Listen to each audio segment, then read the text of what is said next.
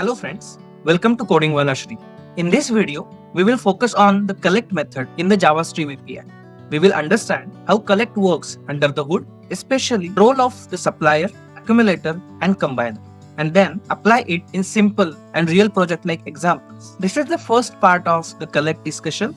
In the next video, we will continue with commonly used collectors like grouping by, mapping and averaging double. So it's gonna be interesting. So without wasting any more time, let's get started. Here you can see that I have created a package part 8 and I have a stream collect demo class where I have a basic setup. I have a main method which calls this simple collect demo method. Here is this method which we will be implementing in this video. So let's start with very basic requirement. I want to pick only unique even numbers from this list which I have already defined, and you can see there are some duplicate numbers as well in the list. I want unique even numbers. So my output should be 2, 4, 6, 8 and 10. That is my intended output. The result that I want is set because I want uniqueness, right? So let's see how this collect will help us do this job. So my result will be in set. So I have set of integers, let's say even numbers. I'll open a stream from this numbers list. Then as I want even numbers, I can use filter operation to filter all the even numbers. I'll navigate to the collect signature and there explain how the collect works. Basically, you can see two overloads for collect. One is accepting supplier by consumer and another is accepting a collector. I'll go with the first one. So basically collect is a mutable reduction operation where the reduced value is a mutable result container, such as array list, hash set, hash map, or any other list, set or map implementations, string builder, and similar type. These are mutable containers. So this method signature itself tells us exactly how the container is created, filled, and merged. So the result type is generic for this collect method. So the mutable result container we will get is of type that we want. And in our example, we want set of integers. That's the type of container we want. Now, first argument is a supplier, which basically answers the question, how do I create the result container? So the supplier supplies the result container. If you want to see what supplier is, a supplier is a functional interface that supplies or creates value of given type. Okay, so it will supply a result container. Then the second argument that we have is a accumulator. Accumulator is a by consumer, and you can see that R is a result type and T is a type of the element. And what this by consumer does, it has a method which accepts two types and it does nothing. It consumes those types, right? So this accumulator argument answers the question, how does each element added to that particular container? Finally, we have another by consumer which is called as a combiner. So if there are multiple containers, which typically happens in a parallel stream, how those containers get merged? So this particular combiner answers the question, how to merge multiple containers. So that's about signature of this collect method. Let's go back to the example from where we navigated and let's complete the collects implementation.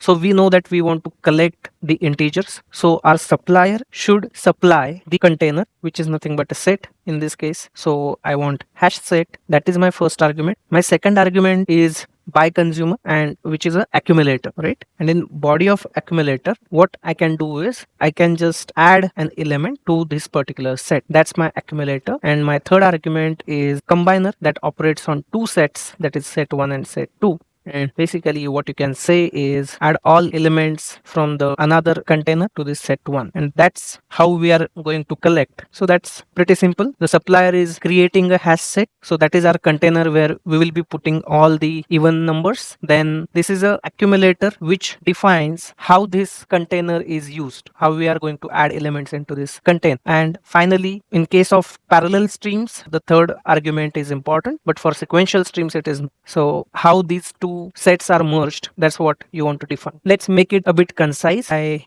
using constructor references and method references like this. So I want to use constructor reference over here. How do you do that? Is double colon and new. Then it is again simple add method of set that you want here.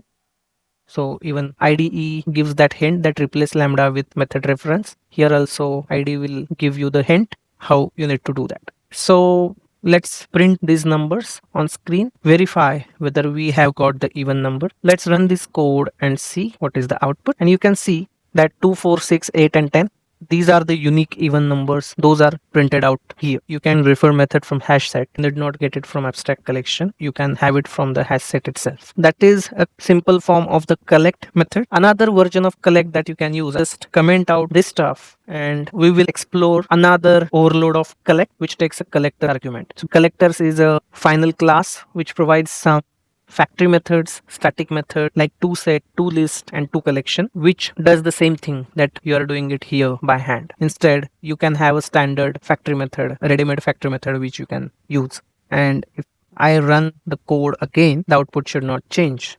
See, it is in the same output. Now that we understand what collect is and how its method signature works, let's look at a real project like example, just as we have been practicing throughout this series.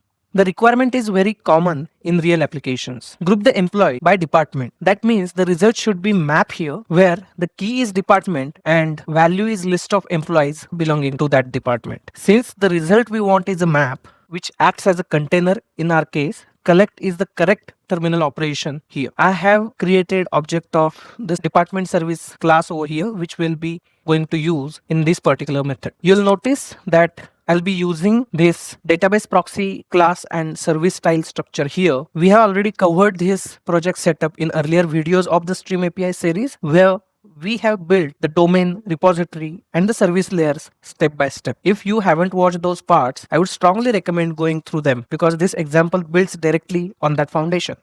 This database proxy has the dummy list of employees, and these employees belong to certain departments like IT, HR, and finance. These are the three departments we have, and we'll be using this database proxy. Also, there will be a department repository which acts as a repository layer and department service which acts as a service layer. So in our client, which is Stream Collect Demo, we'll be using the service class which will be further delegating to the repository class. So we will just start with the structure of it and then we'll build on top of it.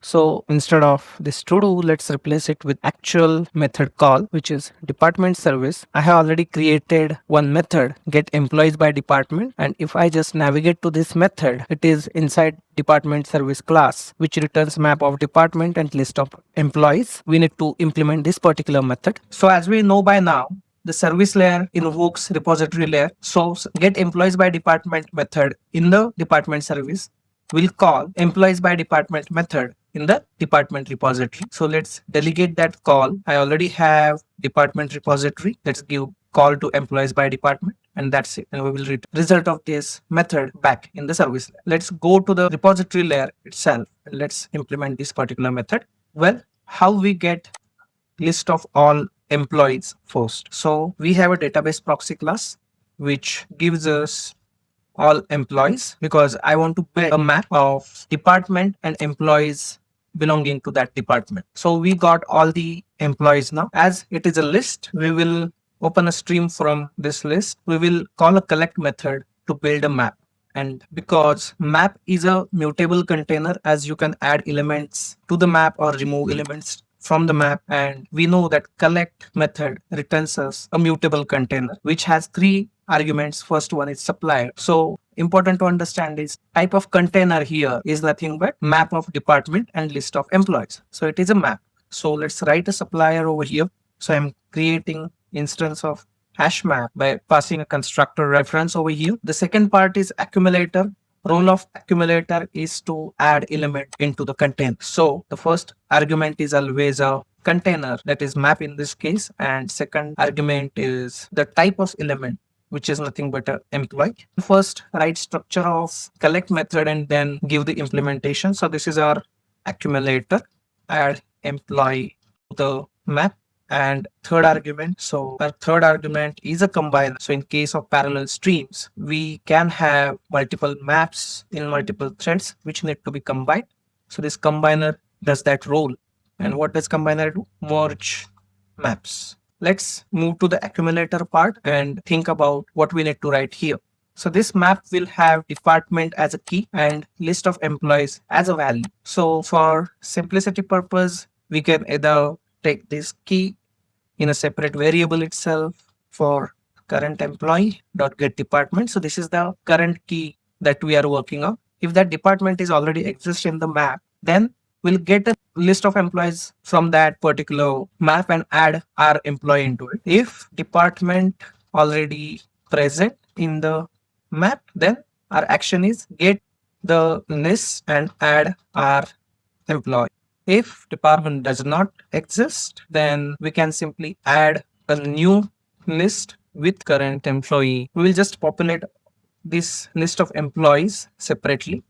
So these are the employees in that department, and we will first try to get it from map. So instead of using get, I'll use get or default. So if the department exists in the particular map, then it will return the value, that is list of employees. Otherwise, we need a new list because there is no key present. So get default the department, and default we will have a new array list. Just in this list, add our employee. Third part is just update the map.put for this key, update list of all the employees. Yes, that's our accumulator.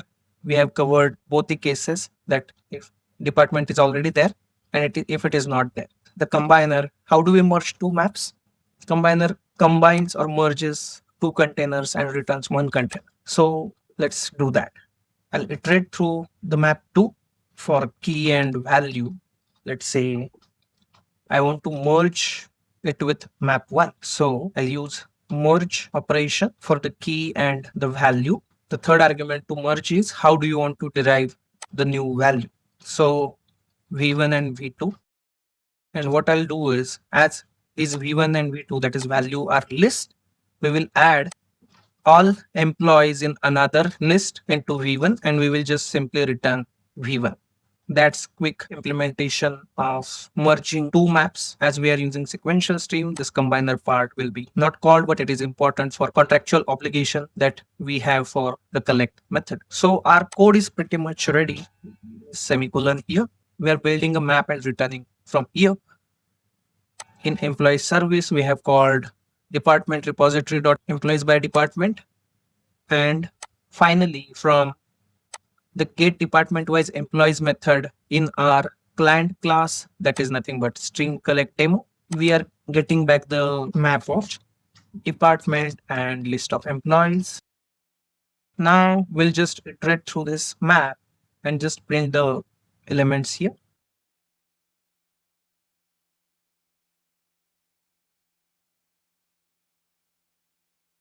Print department name followed by a semicolon. We need to print all the employees, so we need to print the employees list.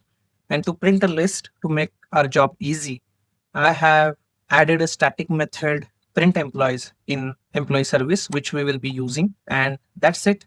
Now we can try to run the main method which invokes this get department wise employees method, and we'll see if we get the result.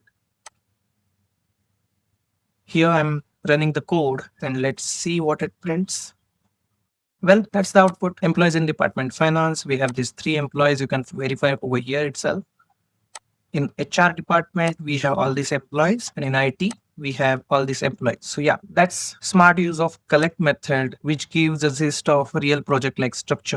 That brings us to the end of part 1 on the collect method. In this video, we focused on how collect works at its core, understanding the supplier, accumulator, and combiner, and applying them through simple examples, including use of collectors like toSet as well as real project like structure examples. In the next part, we will continue this discussion and look at commonly used collectors like groupingBy, mapping, and averagingDouble. For a complete understanding of streams, you can also check out the rest of the Java Stream API playlist, where we build concepts step by step, starting with simple examples and then moving to real project-like examples. The complete code covered in this video is available on GitHub. You'll find link in the description. Thanks for watching, and I will see you in the next one. Bye bye.